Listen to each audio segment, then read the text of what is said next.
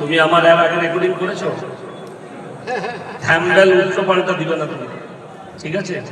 আমি যে কথা বলবো সেই থ্যাম্বনেল দেবে, কোনো নেতার ছবি দিবে না, কোনো নায়ক নায়িকার ছবি দিবে না।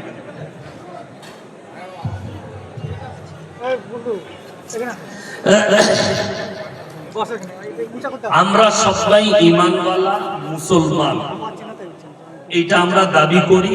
আমরা নবী মুহাম্মদ সাল্লাল্লাহু আলাইহি সাল্লামের উম্মত। সকলে কি বলছেন? ইনশাআল্লাহ আছি তো? মাশাআল্লাহ। দেখুন, যখন দাবি করবেন আমি মুহাম্মদ সাল্লাল্লাহু আলাইহি সাল্লামের উম্মত আর উম্মতি, আর আমি আল্লাহকে বিশ্বাস করি, তখন কিন্তু সেই মুসলমানদের জন্য দুটো রাস্তা পৃথিবী। কটা রাস্তা বললাম? কথা বলেন কটা? দুটো। কিন্তু একটা বেঈমান কাফের মুশরিক, তার জন্য কিন্তু একটাই রাস্তা। আপনার জন্য দুটো রাস্তা। কি কি? একটা হচ্ছে হারাম আর একটা হচ্ছে হালাল।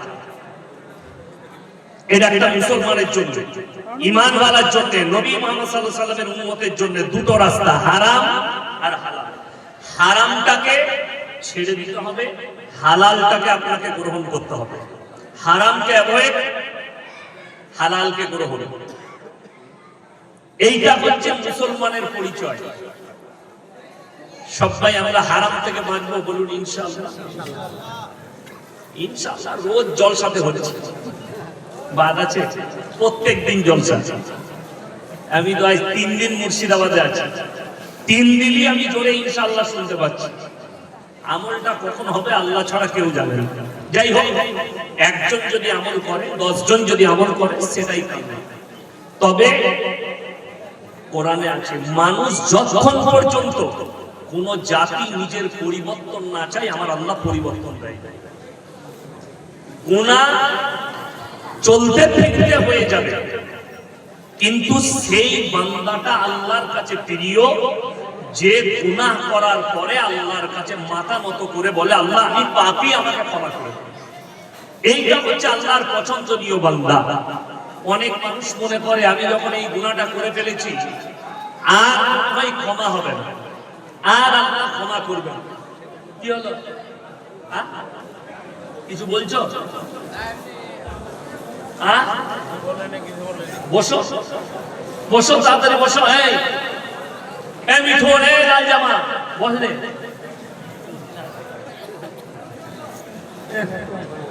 তোদেরকে নিয়ে ঝামেলা শেষ। কালকে জলসাই বলেছি, মানে জলসাই গেলে খালি বলছে হুজুর সেলফি তুলবো। সেলফি তুলছে আমাদের মৌলবীদের, কিন্তু চুল কেটেছে শুয়োরের মাথার মতো। আপনারা দেখেছেন? চুলগুলো শুয়োরের মাথার মতো কেটেছে, আর আমাকে বলছে হুজুর আপনাকে ভালোবাসি। এটা ভালোবাসা হতে পারে? আপনি বলছেন মুহাম্মদ সাল্লাল্লাহু আলাইহি সাল্লামকে ভালোবাসি, নবীর উম্মত, কিন্তু আপনি সুদ খান, মদ পান করেন, লটারি কাটেন, জিনা করেন। আপনার লজ্জা লাগে না বলতে নবীর উম্মত? আপনার লজ্জা লাগে না বলতে আমি মুসলমান? আমাকে ভালোবাসলে, আলেমকে ভালোবাসলে, নবী মুহাম্মদ সাল্লাল্লাহু আলাইহি সাল্লামকে ভালোবাসলে, তার চলার পথটাই হবে আপনার চলার পথ। বেঈমান কাফেরের পথটা আপনার পথ নয়। ওই জন্য আমি যেটা বলছিলাম, সকলে বলুন হিদায়াতের মালিক কে? আল্লাহ, একমাত্র আল্লাহ।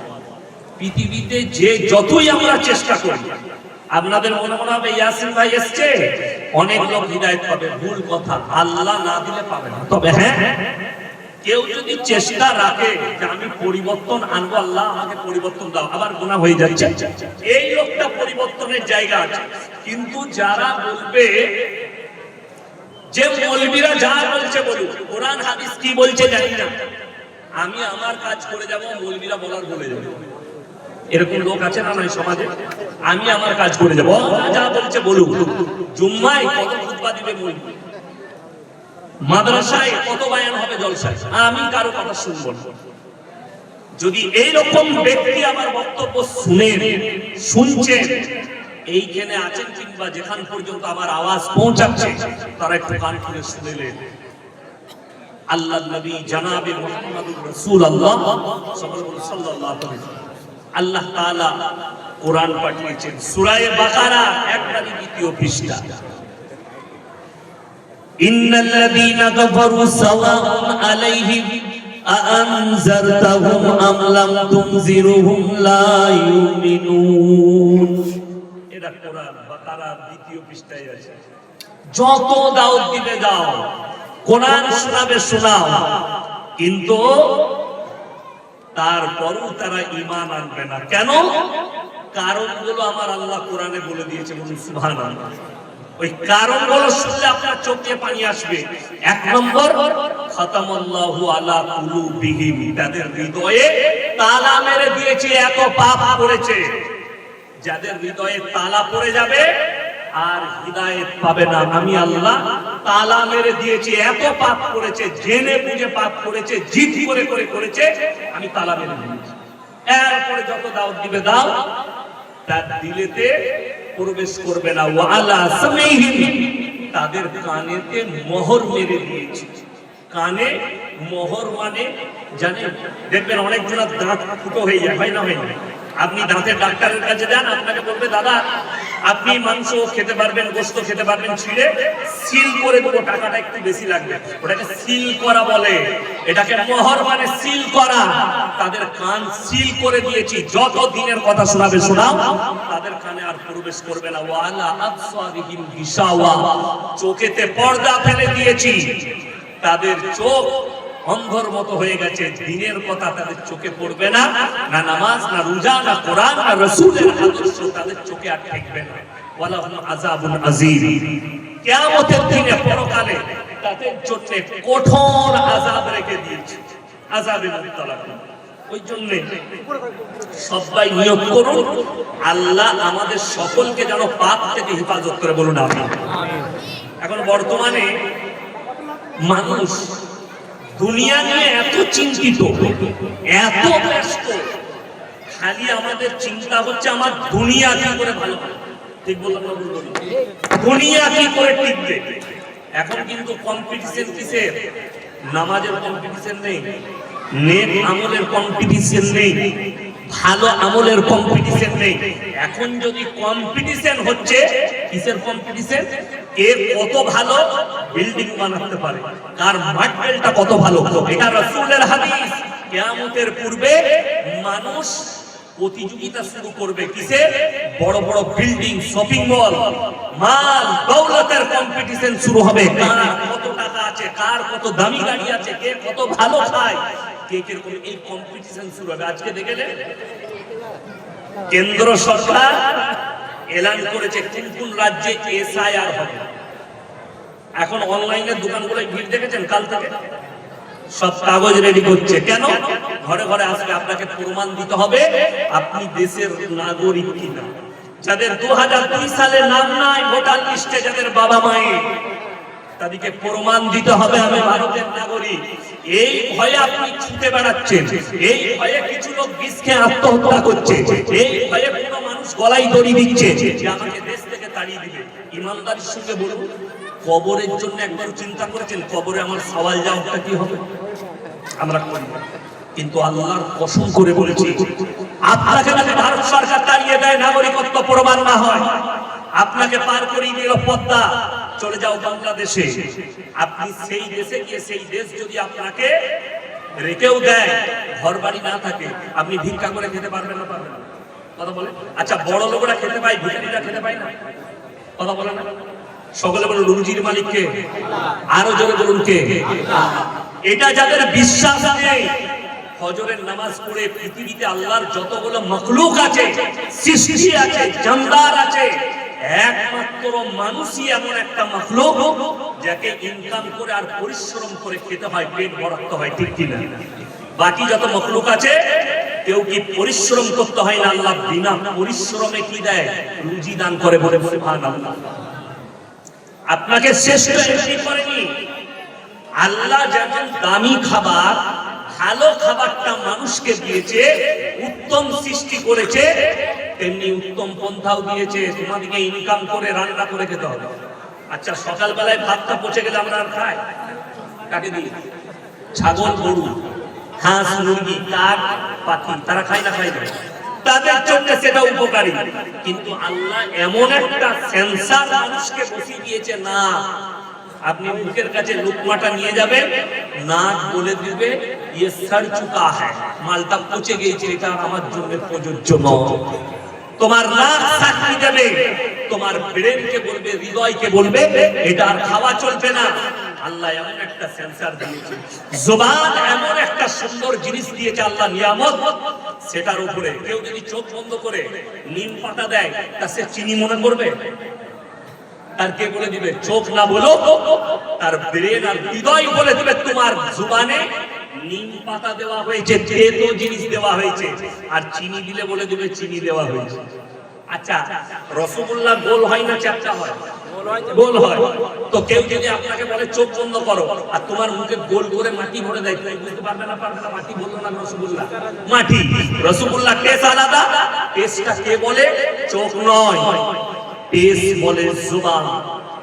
এই জুবানে এমন আল্লাহ সেন্সর বসিয়েছে, দিয়া মাত্র বলে দিবে তুমি মুখেতে কোন জিনিসটা দিয়েছো, এটা প্রযোজ্য না প্রযোজ্য নয়, তোমার পেটের জন্য এটা চলবে না চলবে না, তোমার জুবান তোমাকে সাক্ষী দিয়ে দিবে, বলে দিবে। আল্লাহ এত বড় নিয়ামত দিয়েছে, তাহলে রুজির মালিক যদি আল্লাহ হয়, এই বিশ্বাস প্রত্যেকটা মুসলমানের রাখা অবশ্যই, এটা একটা ঈমানের অঙ্গ যে রুজির মালিক সকলে বলুন কে?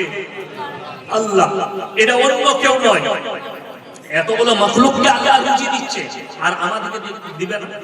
চলুন, এই ভারতবর্ষে বর্তমানে 30 কোটি মুসলমান আছে। কত বললাম? 30 কোটি।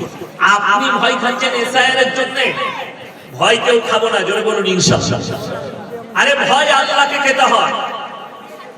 আমাদের রাজ্যের মুখ্যমন্ত্রী রেসপেক্ট করুন, সম্মান করুন। কেন?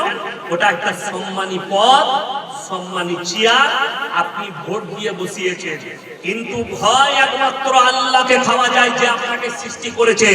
জান, আপনার জানটা যার কবজায় আছে, আপনার জানটা রাজ্য সরকার না কেন্দ্র সরকারের কবজায় আছে না আল্লাহ? কথা বলেন, আল্লাহর কবজায়। তাহলে জান যার কবজায় আছে তাকে ভয় খাবেন না খাবেন? ভয় খাই। বাকি আপনি প্রধানমন্ত্রীকে রেসপেক্ট করুন, চেয়ারটার দাম আছে, রেসপেক্ট করুন, সম্মান করুন। ভয় আল্লাহকে খেতে হবে। আপনাকে বলছে তাড়িয়ে দেবো, আরে তুমি আমাকে দেশ থেকে তাড়াবে, দুনিয়া থেকে তো তাড়াতে পারবে না। আর দুনিয়া থেকে তাড়িয়ে দিলেও কোরআনে আছে ওয়ামাল হায়াতুদ দুনিয়া ইল্লা মাতাউল গুরুর। এই আয়াতটা যদি মুসলমানরা হৃদয়ে গেঁথে রাখে, এর তাফসীর যদি গেঁথে রাখে, মুসলমানদের আর দুনিয়াতে কেউ কি ভয় লাগবে না? জোরে বলুন সুবহানাল্লাহ। এর তাফসীর কি আছে? হে আমার নবী বলে দাও, এই পৃথিবীর জীবনটা, দুনিয়াটা তোমাদের জন্য সম্পূর্ণ ধোঁকা। ধোঁকা। আপনার ছেলে, বিবি, সম্পদ, মাল, গাড়ি সব কিছু আপনার। আপনি এখন বেঁচে আছেন, আপনাকে লোকে বলছে চাচা কোটিপতি, বলে না? বলে না? চাচার কোটি টাকার মালিক আছে। আচ্ছা, আপনি মরে গেলে কোটি টাকার মালিক বলবে না? বলবে লাশটা ধরে সরা, লাশটা ধরে সরা। সেই কোটি টাকাটা ভাগ হবে আপনার সন্তানদের, আপনার আর কিছুই রইল। আচ্ছা, মুর্শিদাবাদে এরকম কোটিপতি দেখেছেন যে মরে যাবার পর সব টাকাগুলো কবরে লিগেছে? কারো বেটা বেটি দিয়ে আসবে না। যেমনি এসছে, আপনি যখন মায়ের কোলে জন্ম নিয়েছে, আচ্ছা আমরা যখন জন্ম নিয়েছি কাপড় জামা পরে না ন্যাংটো?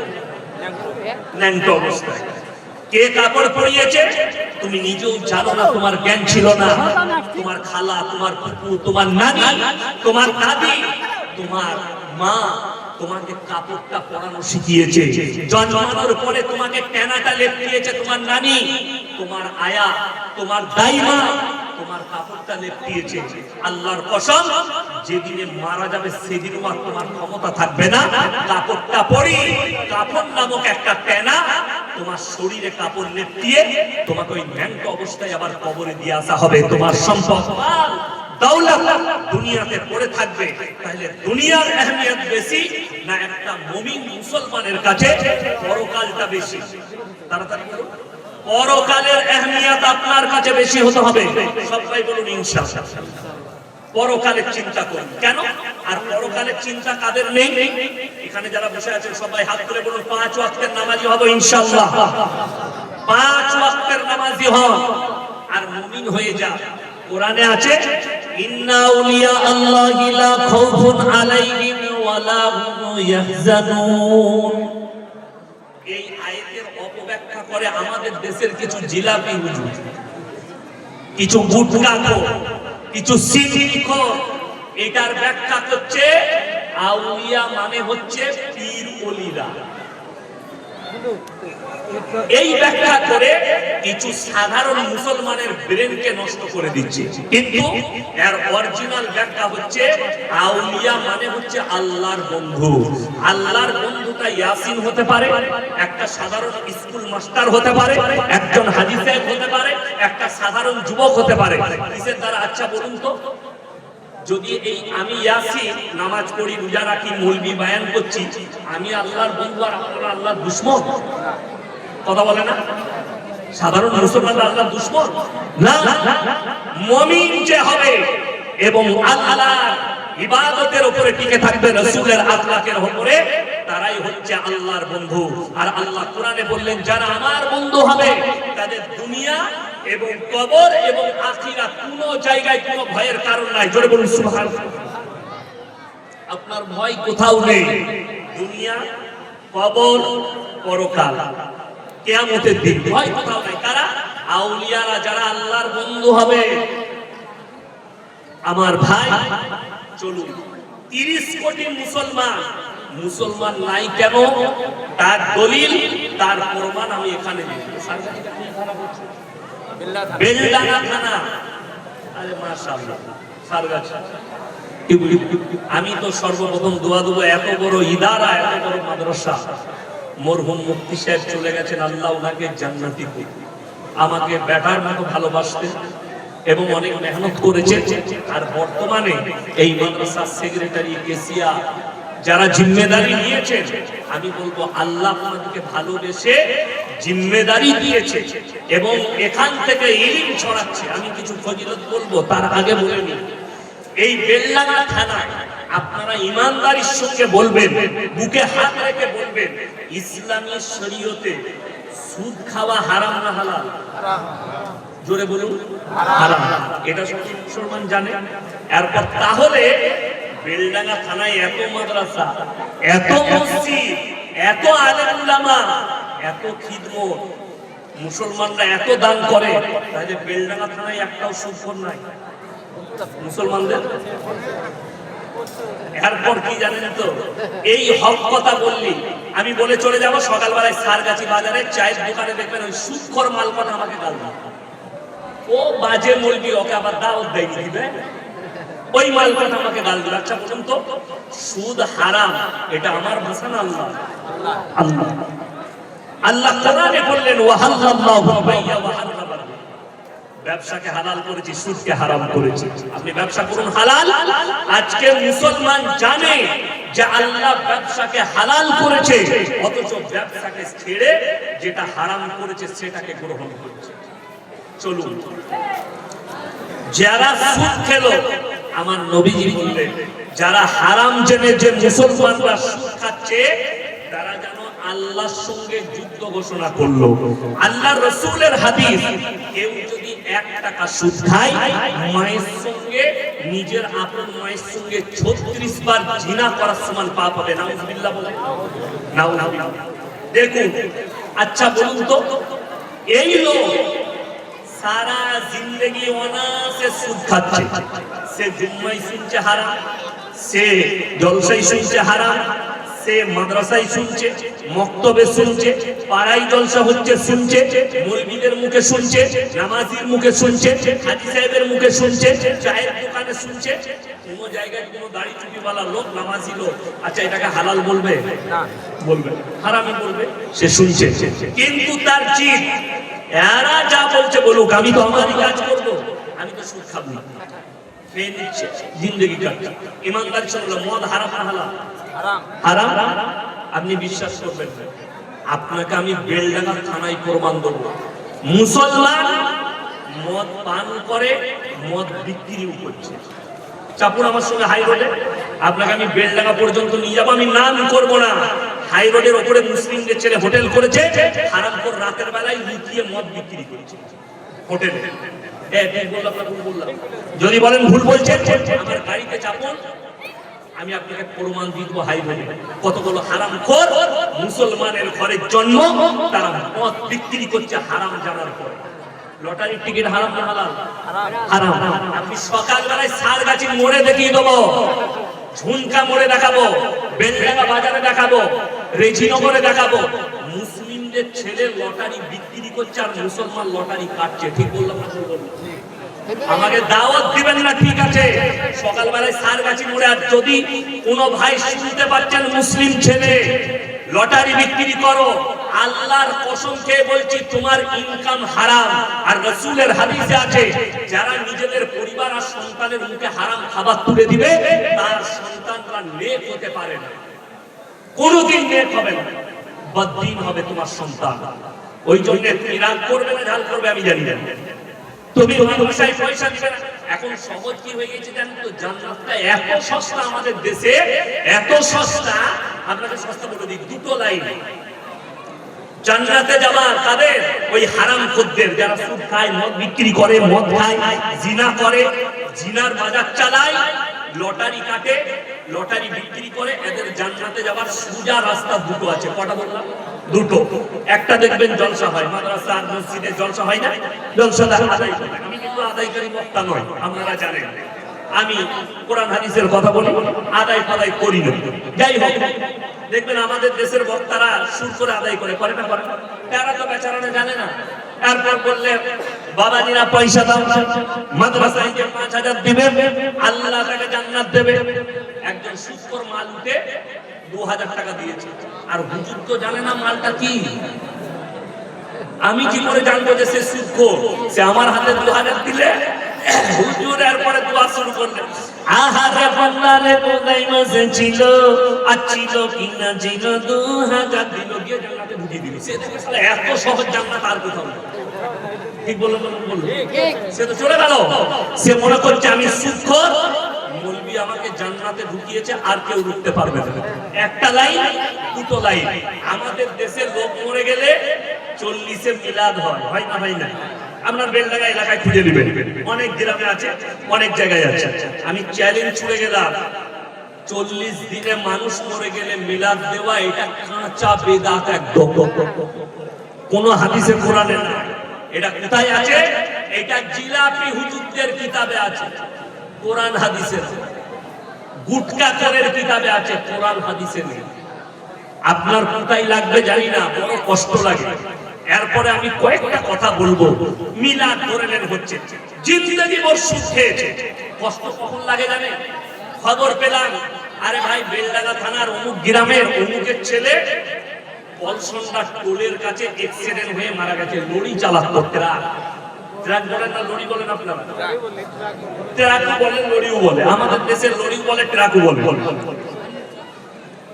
এরপর সকালবেলায় গ্রামের ইমাম, গ্রামের মৌলবীরা, এলাকার আলেমরা, বয়োজ্যেষ্ঠরা, হাজী সাহেবরা তার বাড়িতে গেল। চেয়ার লাগানো আছে, বসলো। আহা, ছেলেটা অ্যাক্সিডেন্ট হয়ে মরে গেল। ইমাম সাহেব একজনকে জিজ্ঞেস করছে, বাপ কি করে অ্যাক্সিডেন্ট করলো? বাপ ঘুমিয়ে গিয়েছিল? না হুজুর, ঘুমাবে কেন, একটু দোষ ছিল তো। ওই প্রত্যেক দিনে 1 বোতল করে মদ খেত, কালকে 3 বোতল খেয়ে নিয়েছি। এবার বলুন তো, এক জান্নাতটা কি করে ইমাম সাহেব ঢুকবে? তাকে জানি তাকে পাঠাতেই হবে। জানাজার নামাজটা নামাজ না মাইয়াতের মাগফিরাতের দোয়া? মাইয়াতের মাগফিরাতের দোয়া হলো। বড় কষ্ট লাগে। আপনি মাটি দিচ্ছেন, দোয়া হয়ে গেল, যা হয়ে গেল হয়ে গেল, জলসা সে 40 দিন হয়ে গেল। এরপরে হুজুরকে দেশি মুরগি করে দাওয়াত দিয়েছে। আমি তো আর কিছু জানি না, বর্ধমান থেকে আমাকে বেলডাঙ্গায় দাওয়াত দিয়েছে, অমুকজন মারা গেছে, হুজুর মিলাদ পড়াবো, 10,000 টাকা দেবো। আমি তো 10,000 টাকা দিবে, যে বটে বটে আমি জান্নাতে ঢুকবো। আমি গেলাম, এরপর আমি ঝেড়ে দোয়া করলাম, আল্লাহ তুমি জান্নাতুল ফিরদৌস দান করো, শহীদের মর্তবা দাও। দোয়া হয়ে গেল। আমি যখন বাড়ি আসছি, গাড়িতে চাপবো, গ্রামের একজন চাচা হাজী সাহেব নামাজ পড়ে, আমার কাছে এলো, হুজুর একটি কথা ছিল কানে কানে। বলুন। গাড়ির কাছে এসে আমার কানে কানে বলছে, হুজুর আপনি তো জান্নাতে ঢুকালেন, ও তো 3 বোতল মদ খেয়ে মারা গেল। আমরা তোবা কাকে ঢুকা লাগবে? আপনি ভেবে দেখবেন, আমরা ঢুকিয়ে দিচ্ছি। আমি যাত্রার দলিল দেবো না, আমার বাপের দলিল দেবো না, আর বাপ দাদুর গল্প বলবো না। আজকে সমাজটা শেষ হলো। আজকে আমাদের সমাজ শেষ হয়েছে এক ধরনের ভণ্ড হুজুরদের দ্বারা, জিলাপি হুজুরদের দ্বারা গল্প গুজব, পীরের গল্প, বাপের গল্প, দাদুর গল্প, অমুকের গল্প, অমুক পীর শেষ করে দিলে সমাজটা। এরা পীর তন্ত্র করে শেষ করে দিলে। কষ্টের বিষয় ওইটাই। আমার মোবাইলে রেকর্ডিং আছে, একটা ইউপির বক্তা বক্তব্য দিচ্ছে, সমাজ ধ্বংস হয়ে যাবে তাদের বক্তব্য শুনলে। এমন বক্তব্য দিচ্ছে, যে বক্তব্য, যে ধরনের আকীদা, যে ধরনের কাজ নবীজির জীবনীতেও ছিল না। নবীজির জীবনীতেও কি? কাবা ঘর কার ঘর? সকলে বলুন, আল্লাহর ঘর। আচ্ছা, কোনদিন শুনেছেন নবীজি যখন মদিনায় ছিলেন কাবা ঘর নবীজির কাছে চলে গেছে? কথা বলে না।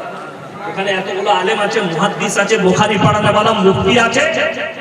কেউ যদি একটা দলিল দেয়, কোন যদি জাল হাদিসের দলিল দেয়, হ্যাঁ কাবা ঘরটা চলে নবীজির কাছে গেছে, কিন্তু জিলাপি হুজুর বয়ান করছে, বাবারা বড় পীর আব্দুল কাদের জিলানী কাবা ঘর তাওয়াফ করতে যেতেন না, কিন্তু কাবা ঘর তার ঘরে আসতো তাওয়াফ করতে। বলুন না, এত বড় খারাপ আকীদা যে বড় পীর কোনদিন যায়নি কাবা ঘর তাওয়াফ করতে, কাবা ঘর তার ঘরে চলে আসতো তার তাওয়াফ করতে।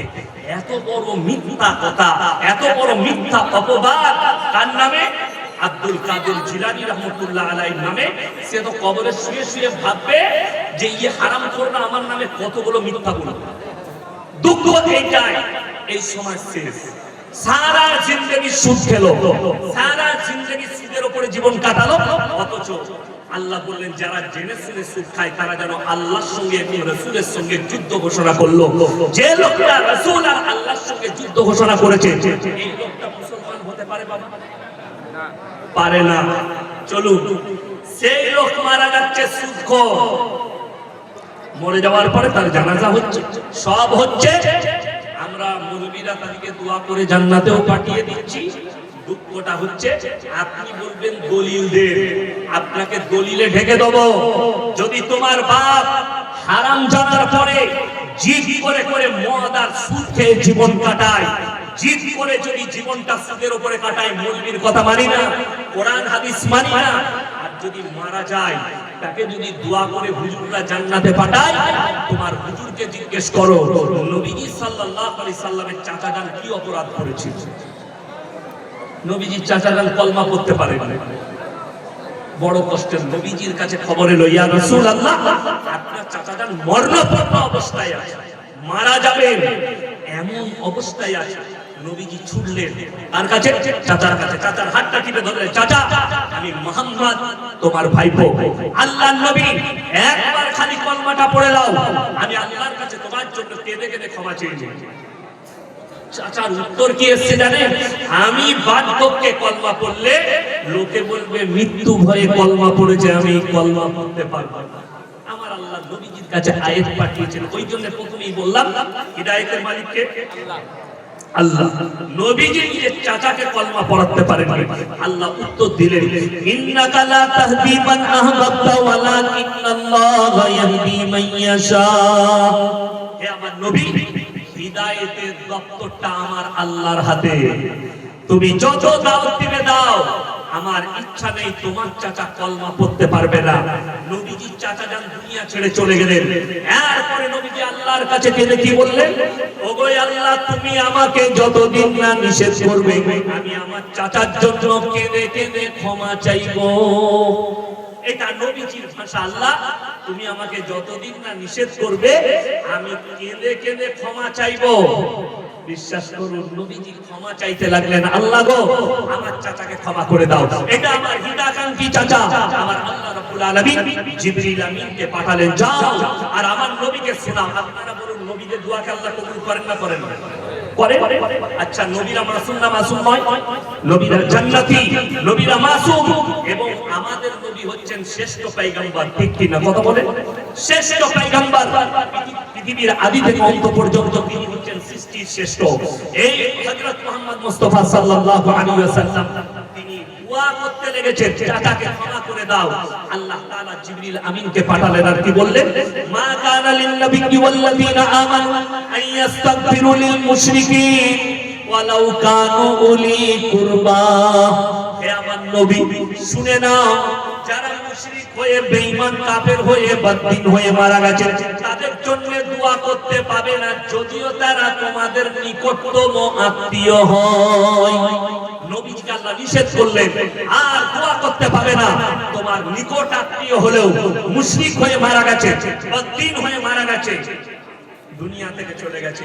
অবাক করা তথ্য দিচ্ছি, কেন বললাম 10 কোটি মুসলমান নয়, আল্লাহ রাসূল সাল্লাল্লাহু আলাইহি সাল্লামের হাদিস, আখিরি জামানায় আমার উম্মতের মধ্যে একটা দল, একদল উম্মতি, তারা মুশরিক হয়ে যাবে, কবরের পূজা শুরু করবে, গাছের পূজা শুরু করবে, তারা ঠাকুরের উপাসনা শুরু করবে।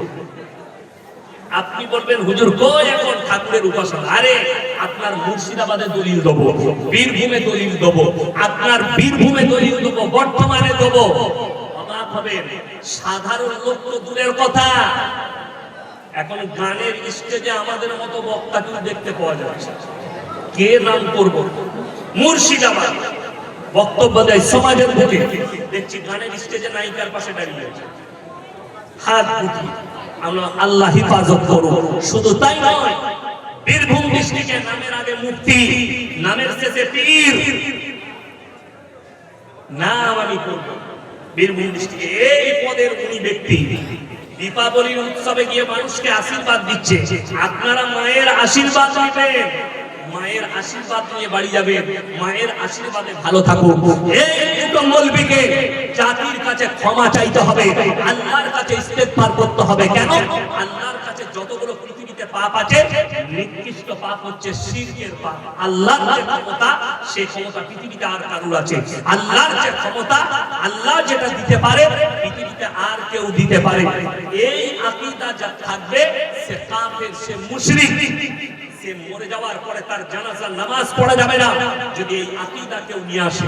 আপনি অবাক হবেন, ইসলাম নিয়ে চিন্তা করছেন, আল্লাহর কসম করে বলছি, ইসলাম এত উন্নত ধর্ম, এত মডার্ন ধর্ম, আপনি অবাক হবেন। পৃথিবীতে যত বড় নাস্তিক আছে, তসলিমা নাসরিন নাস্তিক না? নাস্তিক নয়, শিক্ষিতরা বলুন নাস্তিক। আসাদ নূর বলে একটা বাংলাদেশের ছেলে আছে, নাস্তিক। এইরকম যতগুলো নাস্তিক আছে পৃথিবীতে, একটা নাস্তিক কেউ দেখেছে ইসলাম ছাড়া অন্য ধর্মকে গালি দেয়? কথা বলে না? ইসলামকে গালি দিচ্ছে ভারতে বসে কে? তসলিমা নাসরিনের মতো হারামের আউলা, হালালের নয়। যদি বলেন আপনার কাছে কি দলিল আছে? যারা শিক্ষিত আছেন, যারা তসলিমা নাসরিনকে ভালোবাসেন, ভালো লেখিকা মনে করেন, স্পষ্টবাদী মনে করেন, সেই শিক্ষিত দিকে অনুরোধ করব, তার লেখা বই লজ্জা বইটা পড়ে নেবেন। লজ্জা, সেই লজ্জা বইয়ে নিজে লিখেছে, আমি আমার মাকে আমার চাচার মশারিতে দেখেছি। যার জন্ম যার চাচা দিয়েছে, তার চাচার সঙ্গে তার মা জিনা করে তাকে জন্ম দিয়েছে, সে কি করে হালাল হতে পারে? সে তো নিজে প্রমাণ করেছে আমি হারামের আওলা, আমার চাচার সঙ্গে আমার মায়ের সম্পর্ক ছিল, তাহলে তো সে হারামের আওলা। তাহলে এরপর বলুন, এই লেখিকা নাস্তিক নিজেকে বলছে আমি কোনো ধর্ম বিশ্বাসী নয়, তাহলে তোর বাপ যদি সত্যিকারই জন্ম দিয়ে থাকে, তুই যদি হারামের আওলা না হস, আমি চ্যালেঞ্জ করে বললাম, ইসলাম বাদ দিয়ে ভারতে হিন্দু ধর্ম নিয়ে বলো, বৌদ্ধ ধর্ম নিয়ে বলো, খ্রিস্টান ধর্ম নিয়ে বলো, তোমার পাছায় লাথি মেরে গঙ্গা পার করিয়ে দেবে। ঠিক বললাম না ভুল বললাম? সরকার আর রাখবে তাকে? খালি ইসলামকে গালি দেওয়ার কারণে তাকে দিল্লিতে গার্ড করে রেখে দিয়েছে। আপনার কাছে 2002 এর লিস্টে নাম থাকলে আপনি দেশের নাগরিক নয়। আমি বলবো এসআইআর করে তসলিমা নাসরিনের নামটা একবার দেখিয়ে দাও আছে কিনা। আর গত বছরে আর একটা দামি অনুপ্রবেশকারী আমাদের দেশে ঢুকেছে, বাংলাদেশে। আমি আর নাম করবো না, সমাজদারও কে ইশারা কাফি। তার এসআইআর নাম নাই, তাকে কি তাড়াবে না? ইয়াসিনকে তাড়াবার চিন্তা, সাধারণ একটা চাষিবাসীকে চিন্তা, একটা মতুয়া ভাই বাংলাদেশ থেকে এসে আমাদের দেশে মতুয়ারা বাস করছে, তাদের নাম নাই, তাদেরকে তারাবার চিন্তা, তাদেরকে ডিটেনশন ক্যাম্পে যেতে হবে। আর সেই দেশের মেহমান করে রেখে দিয়েছো তসলিমা নাসরিন, কেন ডিটেনশন ক্যাম্পে যাবে না? তাকে কেন তাড়ানো হবে না? তাকে দিল্লিতে জায়গা করে রেখে দিয়েছো, একবার বাংলাদেশে পাঠিয়ে দাও। এসআইআর হলে সবারই জন্য এক না এক নয়, সবারই জন্য এক। কষ্টটা লাগে। ইসলামকে গালি দেওয়া এত সহজ, আর ইসলামকে গালি দিলে পদ পাওয়া যাবে। ইসলামকে প্রতিনিয়ত কয়েকটা হারামের আওলাদ গালি দিয়ে যাচ্ছে, কিন্তু আল্লাহর কসম ইসলামে কোনো ফারাক আছে না। অনেক জনের মনে মনে চিন্তা হয়, যাদের ঈমান কমজোর, কোরআন মনে হয় মিটে যাবে, ইসলাম মনে হয় চলে যাবে, ইসলাম মনে হয় শেষ হয়ে যাবে। তোমার কোরআনের উপরে বিশ্বাস নেই, আমার আল্লাহর উপরে বিশ্বাস নেই। আল্লাহর কসম এই কোরআন অবতীর্ণ হয়েছে, কোরআনের মধ্যে আল্লাহ অলংকার বাজাই রেখেছেন। কি বাজাই রেখেছেন? অলংকার। অলংকার মানে বুঝিয়ে দিই আমার ভাই, আমার বন্ধুগণ, অলংকার কি? ভাই পেছনে অনেক ভাই দাঁড়িয়ে আছে, আমি একবার খালি তাকবীর দেব, সামনের জায়গাগুলো পূরণ করে নেবেন। নারায়ে তাকবীর, এগিয়ে আসুন, তাড়াতাড়ি সামনে জায়গাগুলো পূরণ করে উঠে আসুন। নারায়ে তাকবীর। এ তোরা গরুর মাংস খাও না? আরে সে তো মোদি তো বলছে তোরাই খেয়ে নিবি, মুর্শিদাবাদের লোকরা। হ্যাঁ, এগিয়ে আসুন, এগিয়ে আসুন ভাই। ভাই অনেক লোক দাঁড়িয়ে আছে, অনেক ভাই। আপনাদের অনুরোধ করছি, আপনারা একটু এগিয়ে চলে আসুন, সামনে জায়গাগুলো পূরণ করে। মাশাআল্লাহ, চলে আসুন, এগিয়ে আসুন, এগিয়ে আসুন, মাশাআল্লাহ, এগিয়ে আসুন। হ্যাঁ, জাযাকাল্লাহ। ভাই আপনারা একটু জায়গা দেখে বসে যান ভাই, চলে আসুন। এই সাইডে কেন দাঁড়াচ্ছ আপনারা? এখান থেকে সরে, হ্যাঁ এখান থেকে সরে যান, এদিকে বসো না, জায়গা আছে, এদিকে বসে বসে। আমার বন্ধুগণ, আমার ভাই, যারা বলছে ইসলামকে মিটিয়ে দেবো, কোরআনকে মিটিয়ে দেবো, কোরআনে অলংকার বাজে। অলংকার কি? আপনার চোখ দিয়ে পানি আসবে শুনলে। এখানে যারা মাস্টার আছেন, ডাক্তার আছেন, প্রফেসর আছেন, ইঞ্জিনিয়ার আছেন, যে ভাইদের কানে, শিক্ষিত ভাইদের কানে আমার আওয়াজ যাচ্ছে, যদি আপনার কাছে একটা দলিল থাকে, আপনি এসে দিবেন, আমার পকেট থেকে যত টাকা বেরোবে আপনাকে দিয়ে দেবো। চ্যালেঞ্জ ছুড়লাম, আজকে নয়, আমার আবার জলিবিয়ায় 23 তারিখে জলসা আছে, আরো জলসা আছে আমার মুর্শিদাবাদের বেলডাঙ্গা থানায়, অনেক জায়গায় জলসা আছে। আপনি যে কোনো জলসায় দলিল নিয়ে আসবেন, কিয়ামতের সকাল পর্যন্ত সময় দিলাম। কতদিন পর্যন্ত? কতদিন? রেকর্ডিং হচ্ছে কতদিন? কিয়ামতের সকাল। নাম্বার 1, অলংকার মানে এমন একটা ছড়া নিয়ে এসো, এমন একটা পদ্য দাও, এমন একটা গদ্য দাও, এমন একটা ছড়া নিয়ে এসো, যেটার প্রত্যেকটা লাইনে যেন অলংকার বাজায় থাকে। অলংকার মানে প্রত্যেকটা লাইনের শেষ অক্ষর একই হতে হবে। না, সূরা রহমান না, এই যে ওটা তো অলংকার বাজায় আছে। কোরআন আমার সামনে আছে, সূরা রহমান আমি বলে দিচ্ছি, ওর থেকে ভালো সূরা আছে। সূরা রহমানে অলংকার বাজায় না, সূরা রহমান নয়, আমি বলে দিচ্ছি সেটা, তার আগে শুনে নেন। অলংকারটা বুঝায় প্রত্যেকটা লাইনের শেষ অক্ষর একই হতে হবে। আপনাকে একটা ছড়া বলবো, বন্দে আলিমিয়ার লেখা ছড়া আমি পড়েছি ছোটবেলায় স্কুলে। আমাদের ছোট মায়ের ছোট ছোট ঘর, লাস্টের অক্ষরটা কি এলো? র। থাকিছে তা সবে মেলে নাহি কেউ পর, আবার কি এলো? র। পাড়া সকল ছেলে মোরা ভাই, ভাই কি এলো? হস্য। অলংকার শেষ। এইরকম একটা ছড়া নিয়েছো যেন প্রত্যেকটা লাইনের শেষে একই অক্ষর আসে। যদি বলেন কোরআনে কোথায় আছে, কোরআন খুলে ওয়াশ-শামসি ওয়া দুহাহা ওয়াল কামারি ইযা তালাহা ওয়ান নাহারি ইযা জাল্লাহা ওয়াল লাইলি ইযা ইয়াগশাহা ওয়াস সামাই ওয়া মা বানাহা ওয়াল আরদি ওয়া মা তাহাহা ওয়া নাফসিন ওয়া মা সাওয়াহা ফাআলহামাহা ফুজুরাহা ওয়া তাকওয়াহা। জোরে বলুন সুবহানাল্লাহ। প্রত্যেকটা আয়াতের শেষে আমার আল্লাহ অলংকার বাজাই রেখেছেন, একই অক্ষর রেখেছেন, শেষ পর্যন্ত অলংকার ভাঙেনি। পৃথিবীতে এরকম একটা ধর্মগ্রন্থ নিয়ে এসো, এরকম একটা কিতাব নিয়ে এসো, এরকম একটা ছড়া নিয়ে এসো যার মধ্যে অলংকার বাজাইছে। আমার আল্লাহ অলংকার বাজাই রেখেছেন। এই কোরআনটা আল্লাহ অবতীর্ণ করেছেন, এমনি করেননি। কোরআন আল্লাহ স্পষ্ট করেছেন, ইন্না নাহনু নাযালনা যিকরা ওয়া ইন্না লাহুল হাফিজুন। ইন্না নাহনু নাযালনা যিকরা ওয়া ইন্না লাহুল হাফিজুন। হে আমার নবী, পৃথিবীর মানুষকে বলে দাও, কোরআনকে আমি আল্লাহ অবতীর্ণ করেছি, কোরআনের হেফাজতের দায়িত্ব আমি আল্লাহ নিজে নিয়েছি। জোরে বলুন সুবহানাল্লাহ। আপনি আলমারিতে দুজদান লাগিয়ে কোরআনটা রেখেছেন, আপনি বলছেন আমি কোরআনকে হেফাজত করে রেখেছি। না, কোরআনটাকে আপনি সম্মানের সঙ্গে রেখেছেন। হেফাজত তো আমার আল্লাহ করেছে। কোথায়? এই কাগজের পৃষ্ঠায় নয়, এই কোরআনের মধ্যে নয়। গোটা পৃথিবীর যত কোরআন আছে, বেঈমান কাফের যারা আছে তাদেরকে চ্যালেঞ্জ রইল, সব কোরআনগুলো চালিয়ে দাও।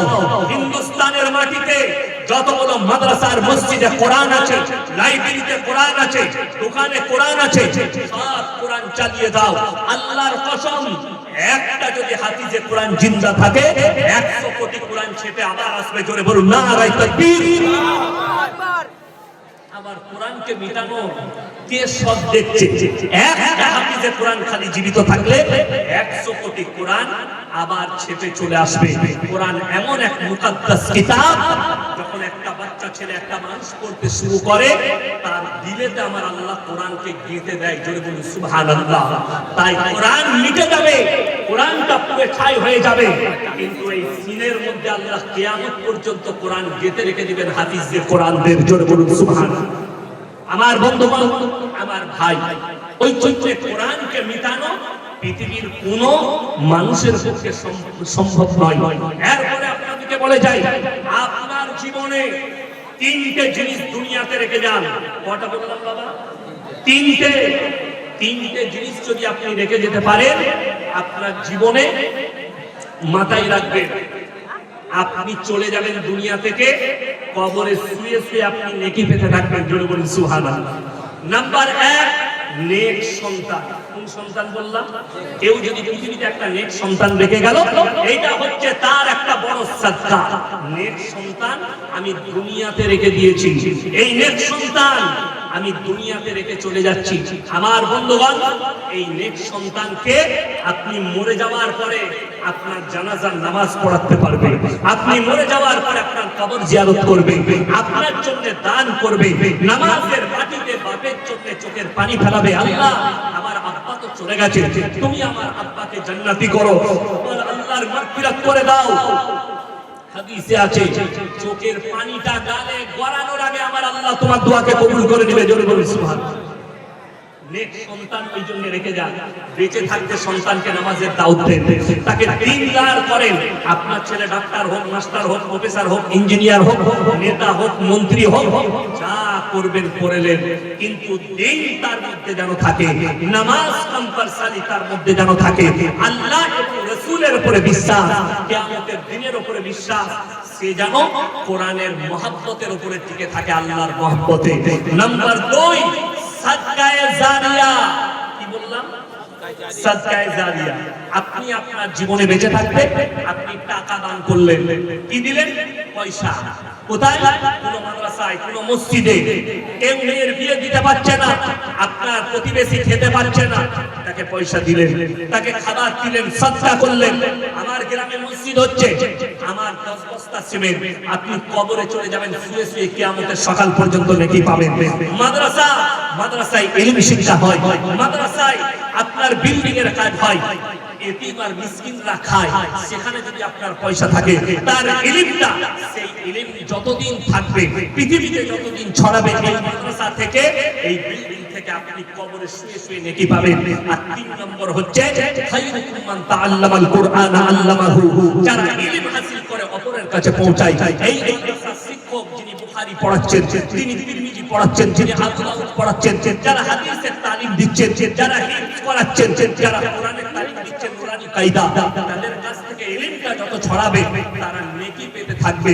এবং যারা এখানে হিস্সা নিবে, দান করবে, আল্লাহ তাদেরকেও নেকি দান করবেন। আমার বন্ধুগণ, আমার ভাই, 3টে ব্যক্তি যদি জীবনে তোমাদের কাছে হাত পাতে, তাদের হাতকে জীবনে ফেরাবে না। 1 নম্বর হচ্ছে ওয়াআতিদাল কুরবা। তোমার কাছের গরীব যদি তোমার কাছে হাত পেতে দেয়, তার হাতকে জীবনে ফিরিও না। কেন? তোমার কাছে যখন কেউ হাত পাতবে, তুমি দেনেওয়ালা 1 টাকা যদি দিতে পারো, 10 টাকা যদি দিতে পারো, মনে মনে ভাববে, আল্লাহ তুমি আমাকে দেনেওয়ালা বানিয়েছো, আমাকে হাত পাতনেওয়ালা বানাওনি। তার হাতের দিকে তাকিয়ে অনুভব করুন, হৃদয়কে জিজ্ঞেস করুন হাতটার দিকে তাকিয়ে যে আল্লাহ আমাকে দেনেওয়ালা বানিয়েছো, তার মতো আমাকে হাত পাতনেওয়ালা বানাওনি। আর আল্লাহর কাছে শুকর আদায় করুন, আল্লাহর কাছে শুকর আদায় করুন। আমার বন্ধুবান, দুই, এতিম আর মিসকিন যদি হাত পাতে, এতিম আর মিসকিন যদি হাত পাতে তাদের হাতকে ফিরিও না। নাম্বার 3, মুসাফির যদি তোমাদের কাছে হাত পাতে তাদের হাতকে ফিরিও না। এই তিনজনের দোয়াকে আল্লাহ কবুল করে নেয়।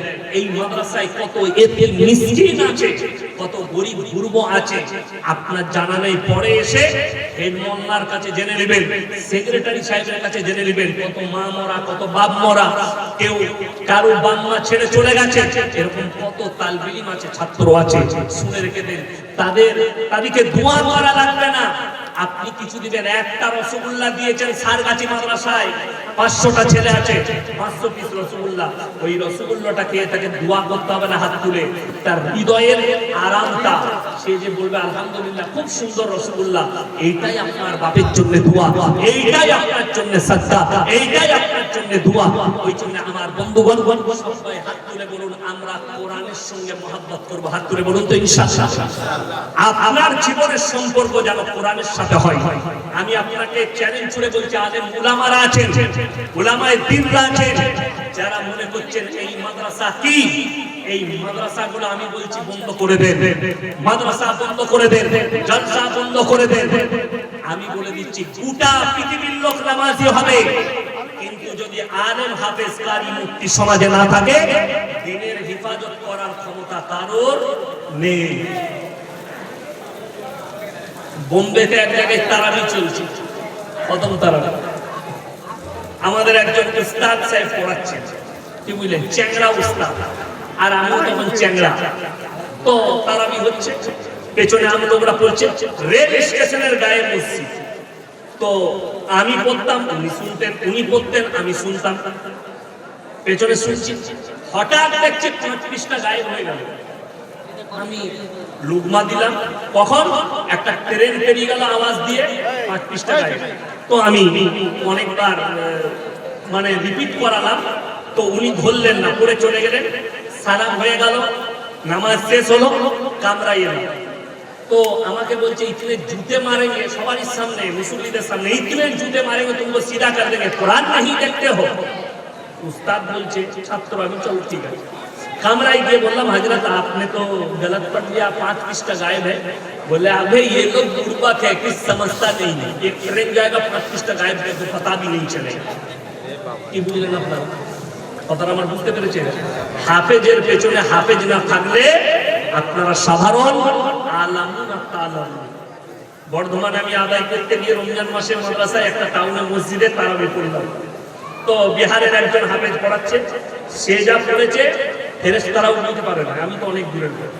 তো নামাজের পরে আমি বিল কাটছি, আমাকে এসে বলছে हजरत हमारा पढ़ा कुरान कैसे लगा पढ़ना? और बहुत अच्छा, तुम ऐसे पढ़ रहे थे कि फरिश्तों को भी पता नहीं चला तुम कहाँ पढ़ रहे, तुम इतनी अच्छा पढ़ रहे। আমি তো বুঝতেই পারি না, খালি শুরুটা বুঝতে পারছি, বাকি না কি করে বুঝবে, ফেরেশতারাও খুলে বলে। তো পেছনে হাফেজ না থাকলে, পেছনে আলেম না থাকলে বড় মুশকিল। ওই জন্য যারা যুবক এসছেন, গ্রামমূলক এসছেন, গ্রামে জলসা করলে তুমি সব ব্যবস্থা করো, কিন্তু স্টেজে একজন আলেমকে সভাপতি করে বস করাও, যে মৌলবীর ভিড় ধরবে, না হলে গাঁজা করে গল্প করে পালিয়ে যাবে, আপনি বিপদে পড়ে যাবেন। ওই জন্য আমার বন্ধুগণ, আমার ভাই, আমরা এতিম মিসকিনের পাশে আছি, সকলে জোরে বলুন ইনশাআল্লাহ। আমি সেদিনে বর্ধমান জেলায় বলেছি যে যদি দান পশ্চিম বাংলায় দেখতে হয়, মুর্শিদাবাদ জেলায় যেতে হবে। লোকে বলে মুর্শিদাবাদের লোক খেটে খায়, আমি বললাম দান দেখতে হবে, মুর্শিদাবাদ জেলার লোক দানে আগে। এত বড় বড় মাদ্রাসা চলছে, এই ইদারা কারোর 1 টাকা নেই, আপনাদের জেলার, আপনাদের গ্রামের, আপনাদের পরিবেশের, আপনাদের পরিবারের লাখ লাখ টাকা এই মাদ্রাসা চলছে। আলহামদুলিল্লাহ, আজকে কতগুলো ছেলের মাথায় পাগড়ি হবে। আমি বলবো এতিমের প্রতি মহব্বত করে, আমি মুসাফির, আপনাদের কাছে এমন একজন ব্যক্তি আছেন আল্লাহর বান্দা, কোরআনের মহব্বতে, আল্লাহর মহব্বতে, রাসূলের মহব্বতে 30,000 টাকা কেউ আছে একজন আল্লাহর বান্দা দিবেন এই মাদ্রাসার জন্য? ওয়াদা করবেন? মাত্র 30,000 বলেছে। কেউ যদি আল্লাহর বান্দা কেউ থাকে যে ইনশাআল্লাহ আমি আস্তে আস্তে এই মাদ্রাসাকে 30,000 টাকা দেব এই এতিমদের জন্য, এই তালবিলদের জন্য, এই মাসুমদের জন্য, একজন আল্লাহর বান্দা কেউ আছেন 30,000 টাকা ইনশাআল্লাহ দেখি? কোন একজন আল্লাহর বান্দা, কোন একজন আমার ভাই? আল্লাহ রাসূল বলেছেন যাকিরা গচ্ছিত সম্পদ, কিয়ামতের দিনে মানুষ কাঁদবে। আমি যদি আরো কিছু বেশি দ্বীনের রাস্তায় খরচ করতাম আমার জন্য মঙ্গল হতো। কোরআনে আছে ওয়াইলুল লিকুল্লি হুমাযাতিল লুমাযা আল্লাযী জামাআ মালান ওয়া আদ্দাদা, যারা কথাকে উলটপালট করে এবং যারা মালকে গুনে গুনে রেখে দেয়। গুনে গুনে রাখা মানে ব্যাংকে টাকা রাখা, আপনার বাড়িতে গচ্ছিত টাকা রাখা গুনাহ নয়। কিন্তু কাদের কথা বলা হয়েছে? এর ব্যাখ্যায় আছে, এক তাফসীরে আছে যে যারা গুনে গুনে রেখে দেয়, সেখান থেকে যাকাত দেয় না, আল্লাহর রাস্তায় খরচ করে না, দান খয়রাত করে না, তাদের জন্য বলা হয়েছে।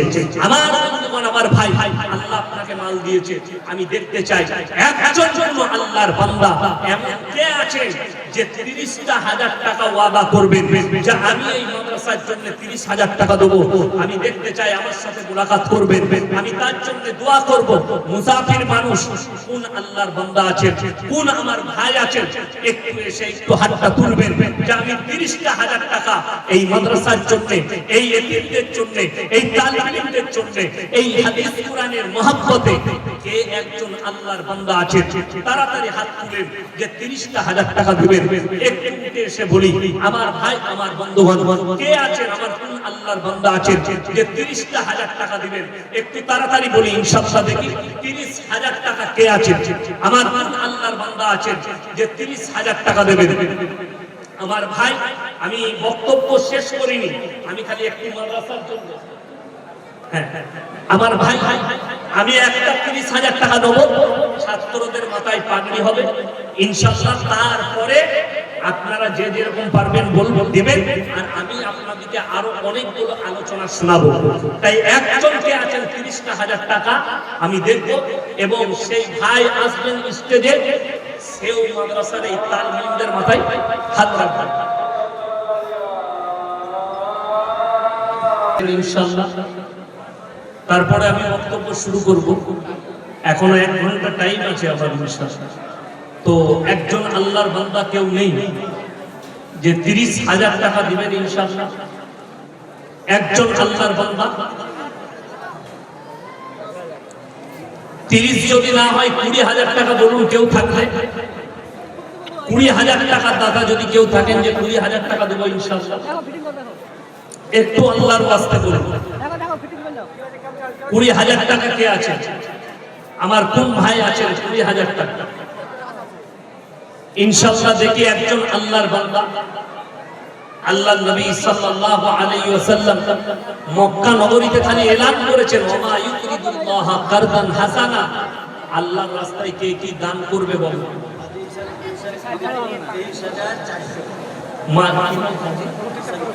হাজী ইশারউদ্দিন সাহেব 23,400 টাকা, মাশাআল্লাহ। আমি 20,000 চেয়েছি, লগত দিয়েছেন। আল্লাহ ওনার হায়াতে বরকত দেখ, ওনার পূর্বপুরুষকে আল্লাহ জান্নাতি করুক, আল্লাহ ওনার কারবারে বরকত দেখ, রুজি রোজগারে আল্লাহ বরকত দেখ, মাশাআল্লাহ। আমি 20,000 চেয়েছি, 23,000 দিয়েছে ইনশাআল্লাহ। এরপরে ওই তালবিলদের নামগুলো ঘোষণা হচ্ছে, তারপরে ইনশাআল্লাহ আবার বক্তব্য শুরু হবে। হ্যালো, দৌরা হাদিসের ছাত্র মোহাম্মদ সাদ্দাম হোসেন, দৌরা হাদিসের ছাত্র মোহাম্মদ সাদ্দাম হোসেন